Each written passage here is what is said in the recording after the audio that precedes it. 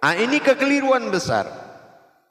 Menterjemahkan Al-Quran dengan qiraat arti tanpa mencapai hidayah atau hikmah atau makna, ini sudah keluar dari tujuan dan maksud Al-Quran. Dikatakan kalimah, dia adalah kalam yang dituliskan, bukan tulisan yang dikalamkan. Dia adalah kalam yang dituliskan. Ini dinamakan kalimah. Berasal dari wahyu dituliskan, itu namanya kalimah. Tetapi kodrat yang ada di dalam wahyu ini yang dinamakan dengan kulimah, atau dikatakan saripatinya atau arasnya Al-Quran. Ini sangat wajib kita pahami. Kenapa? Al-Quran ini kita kajikan, pernah kita sampaikan. Dia 3 cara pemahaman kodratnya. Ada Al-Qara'an. Kalau Al-Qara'an, kita membaca. Ya, qara' membaca, an itu diri. Atau dikatakan membaca hakikat. Karena an itu bersifat hakikat. Al-Quran. Nah, tadi Al-Qara'an, yang kedua Al-Quran. Ini secara hijaiyahnya kita melihat. Quran itu adalah pembacaan rahasia atau makna. Nah, ya. Yang ketiga Al-Qur'ain. Ada ain di situ, Al-Quran. Ain, ada ain. Nah, ini melihat, menyaksikan. Jadi kalau kita sudah bisa membaca hikmah dan mentadabur kodratnya, memandang wujud rahasianya Al-Qur'an, Al-Qara'an, Al-Quran dan Al-Qur'ain tadi, maka kita sudah mendapatkan hikmah atau faham. Tapi kalau kita belum memiliki kemampuan di situ, kita akan menerjemahkan dengan dalil amaliyah atau akal. Nah, ini kodratnya 3, alif lam mim. Ada pembacaan kodrat tentang Tuhan, ada tentang alam, dan ada tentang umat atau diri. Al-Quran juga bersifat 2 kodrat. Ada Muhammad terhadap langsung kepada diri umat. Ada yang dikatakan mutasyabihat. Nah, ini perbuatan yang dicontohkan seperti orang-orang sebelum kita.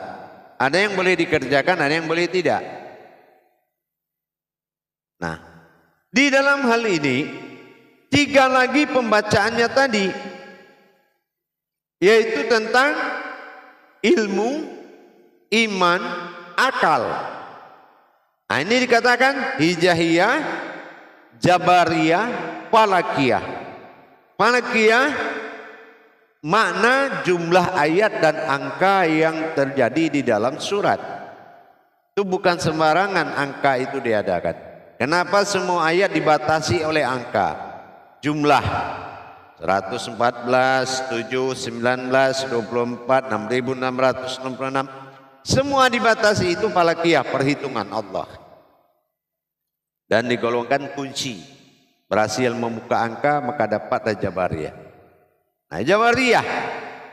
Nah, kita harus tahu bagaimana pembacaan sejarah hijaiyah, pengenalan huruf.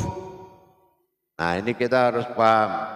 Nah, ini yang dinamakan kulimah atau kulimah atau kalimah. Ini hijaiyah. Ya.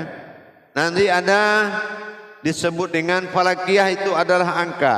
Jabariyah adalah makna hakikat. Jadi ada jabariyah, ada hijaiyah, ada falakiyah. Nah, sekarang kita bicara tentang hijaiyah, yaitu ada kalimah dan kulimah.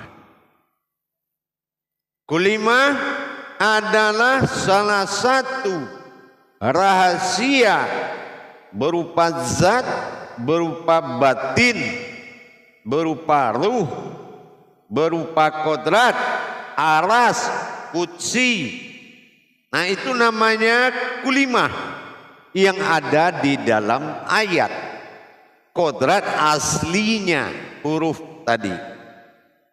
Itu kodrat aslinya.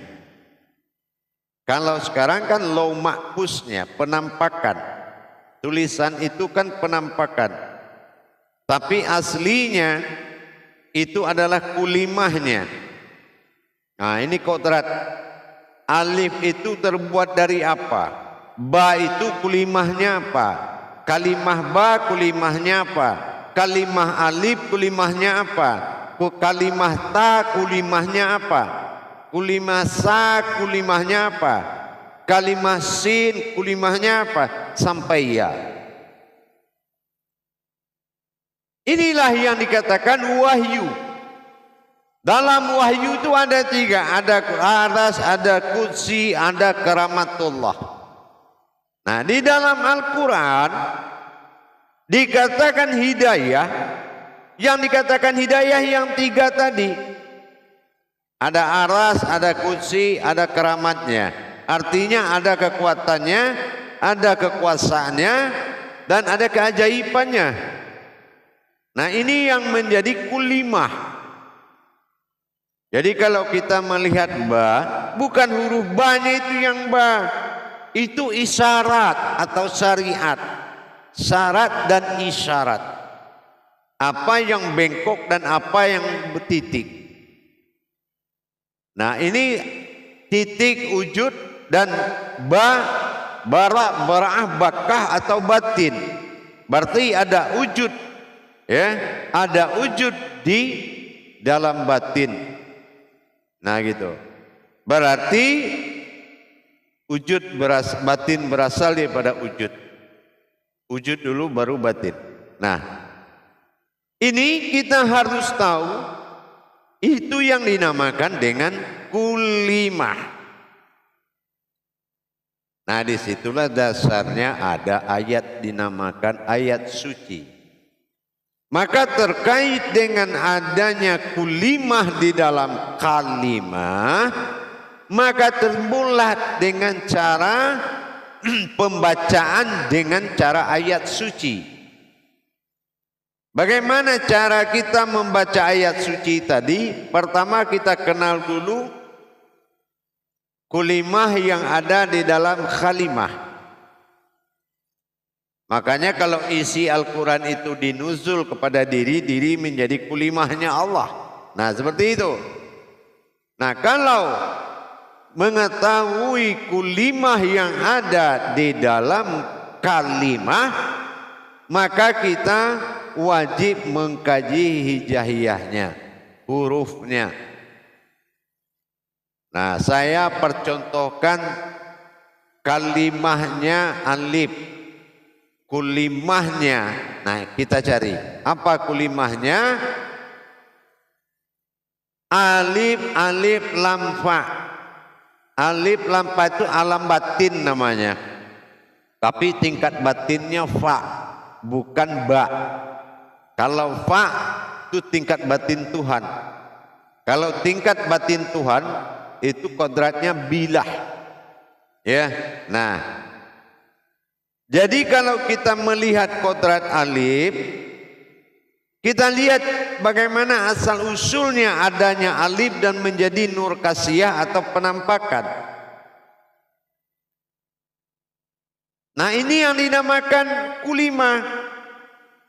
Adanya bermula akan sukun, hadir titik yang kedua, titik wujud hayat berupa batin yang terlihat nur kasiyah. Dari ada sukun, ada titik, ada hayat, berarti tiga batin disebut alif. Nah, jadi kita harus melihat tiga kodrat tadi. Ini yang dikatakan ahad.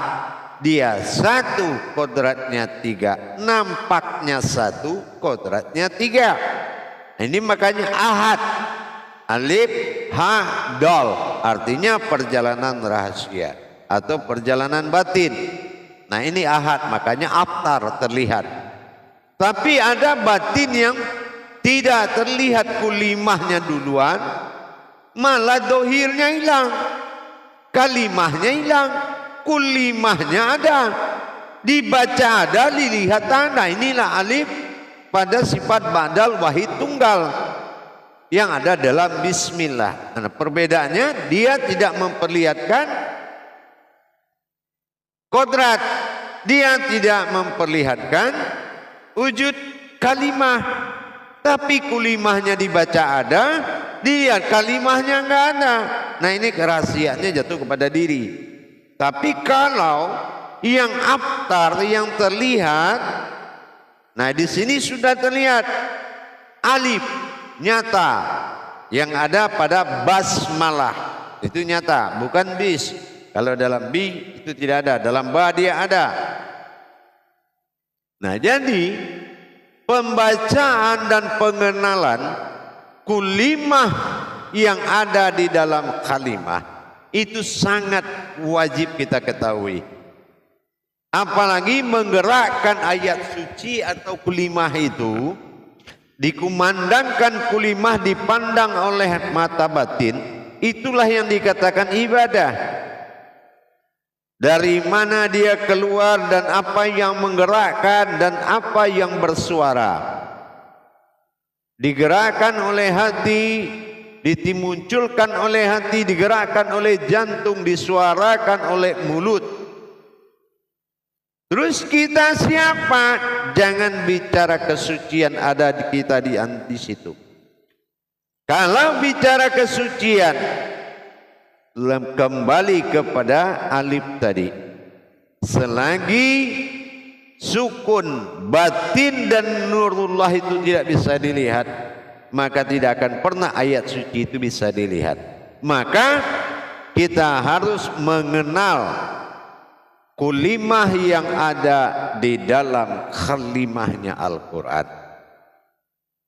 Kalau kita tidak punya kemampuan di situ, kita tidak akan pernah mengerti apa yang dimaksud oleh Allah. Kenapa? Karena kalimah yang dituangkan penuh dengan tanda tanya. Ada kalimahnya tidak cocok dengan artinya. Wajar karena ditujukan kepada kulimah atau makna tersiratnya.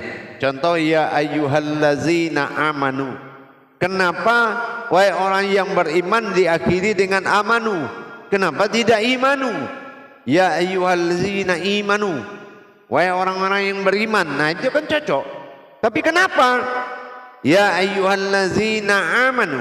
Wahai orang-orang yang beriman. Tapi amanu. Seperti apa orang beriman? Maksudnya apa? Kita lihat di situ. Kita akan melihat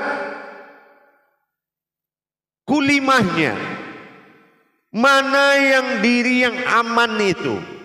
Kulimahnya amanu tadi adalah aman.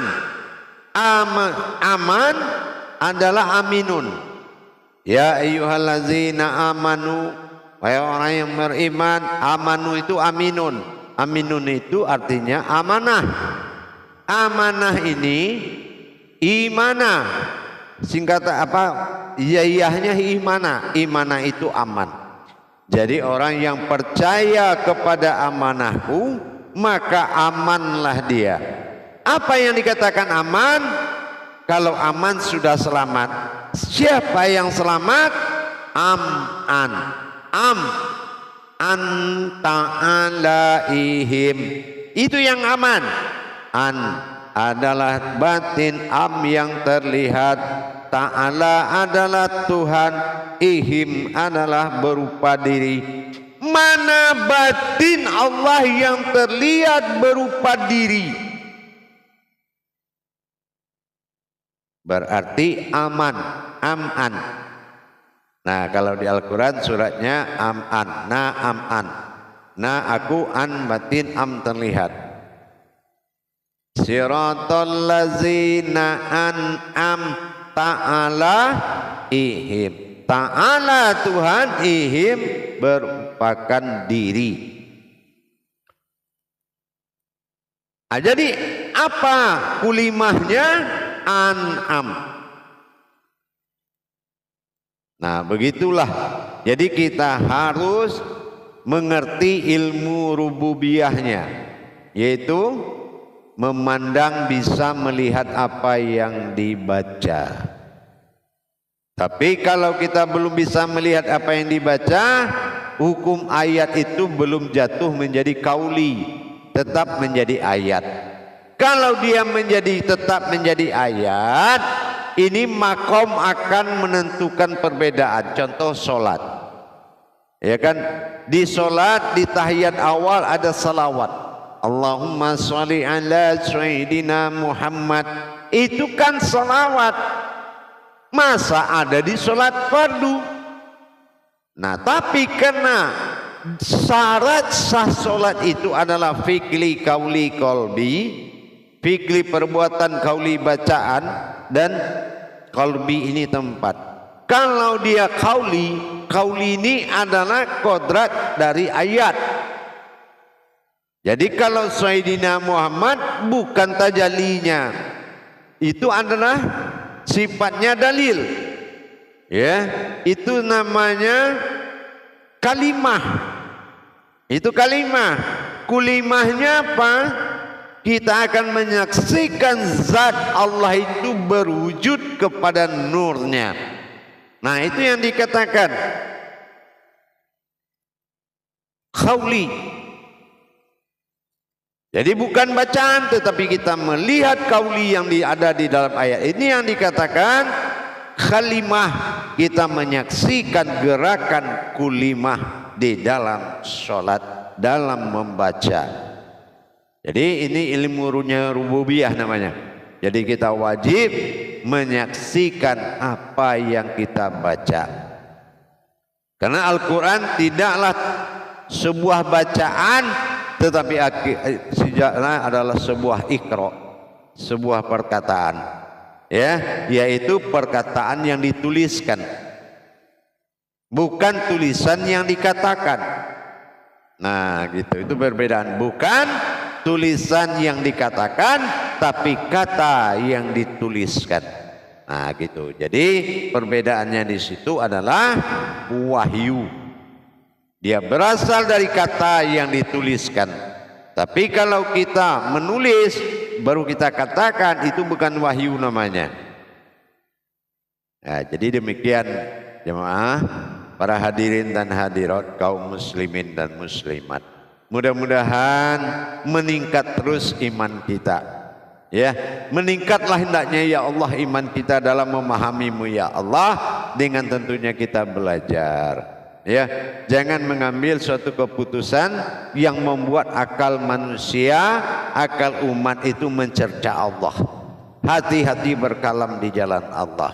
Apalagi saya ingatkan, semakin banyaknya cerita guru-guru ma'rifat, berhati-hatilah. Kamu bukan orang yang memakai, tapi orang yang menyampaikan. Jangan menyampaikan sebelum juga tauhid, tafrid dan jerid. Artinya tauhid nyata berhubungan, tafrid nyata merasakan, dan tajrid nyata mengalami. Sudahkah kamu mengalami apa yang kamu sampaikan? Inilah yang wantu, kebenaran yang diharapkan oleh umat. Nah, jadi beberapa saat pernah saya ditanya, Assalamualaikum Buya. Waalaikumsalam. Kenapa saya tidak nyaman jadi imam Buya? Iya, karena kamu jadi imam bukan kamu. Kamu harus memakai kodrat imam. Kodrat imam didirikan dengan iqamat ayyala sholah, dan kodrat jemaah karena dia ifa'alus mengerjakan, didirikan dengan hayya 'alal falah. Dan itu yang mendirikan adalah muawin, orang yang melaksanakan iqamat.